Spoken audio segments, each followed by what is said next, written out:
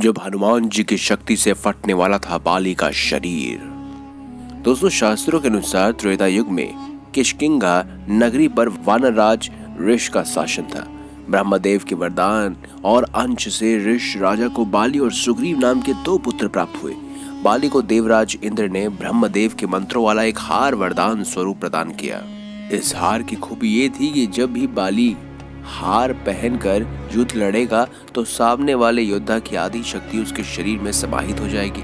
ब्रह्मदेव के वरदान और इंद्र की कृपा से बाली से कोई भी युद्ध नहीं जीत पाता था। उसने कई बलशाली असुरों और वीरों को चुटकी में ही धूल चटा दी थी। अपनी ताकत के घमंड में किष्किंधा के युवराज बाली ने उत्पात शुरू कर दिया। सरोवर को मिट्टी में मिलाता हुआ बाली उस वन में पहुंच गया जहां राम भक्त हनुमान अपने आराध्य की तपस्या में लीन थे। बाली के उत्पात से हनुमान जी की तपस्या में विघ्न उत्पन्न होने लगा। इस पर हनुमान ने बाली की प्रशंसा करते हुए निवेदन किया कि वह शांत हो जाए और उत्पात न मचाए। गुस्साए बाली ने हनुमान जी और उनके आराध्य देव को युद्ध की चुनौती दे डाली। समझाने के बाद भी बाली नहीं माना तो हनुमान जी युद्ध के लिए तैयार हो गए।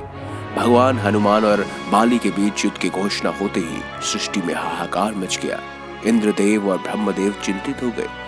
युद्ध के कारण होने वाली प्रलय को रोकने के लिए स्वयं सृष्टि के रचयिता ब्रह्मदेव चिंतित हो गए और वह धरती पर अवतरित हुए और हनुमान जी से मिलने पहुंचे। ब्रह्मदेव ने हनुमान जी से युद्ध न लड़ने की विनती की, लेकिन हनुमान जी नहीं माने। हनुमान जी ने कहा कि बाली ने यदि उनका अपमान किया होता तो वह उसे क्षमा कर देते, लेकिन बाली ने अहंकार में आकर उनके आराध्य देव को कटु वचन कहे हैं तो उसे इसका परिणाम भुगतना ही होगा। हनुमान जी का क्रोध देखकर ब्रह्मदेव ने हनुमान से कहा कि यह युद्ध में अपनी ताकत का केवल 10वां भाग लेकर ही जाए, बाकी देहरी में बांध दे, अन्यथा सृष्टि नष्ट हो जाएगी। हनुमान जी ने ब्रह्मदेव की बात मान ली और अपने बल का केवल 10वां हिस्सा ही वह लेकर युद्ध में बाली के समक्ष पहुंच गए।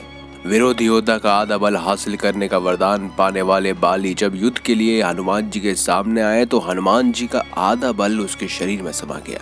हनुमान जी का बल जैसे ही उसके शरीर में समाया तो उसका आकार बढ़ने लगा और उसका शरीर भी फूलने लगा। अथाह बल समाहित होने से उसके शरीर की नसें फटने लगी। बाली का शरीर इतना अधिक बल नहीं संभाल पा रहा था, उसकी हालत खराब हो रही थी। ब्रह्मदेव की बात सुनकर घबराया बाली मैदान से बिना युद्ध लड़े ही भाग निकला। युद्ध स्थल से कई योजन दूर जाने के बाद उसे राहत मिली और उसका शरीर ठीक हुआ। तब बाली को अपनी ताकत का घमंड दूर हो गया। इसके बाद बाली ने हनुमान जी से अपने कृत्य के लिए क्षमा मांगी और फिर कभी बेवजह युद्ध न करने का निर्णय लिया। कमेंट बॉक्स में दोस्तों इसी के साथ जय श्री राम अवश्य लिखिएगा। धन्यवाद।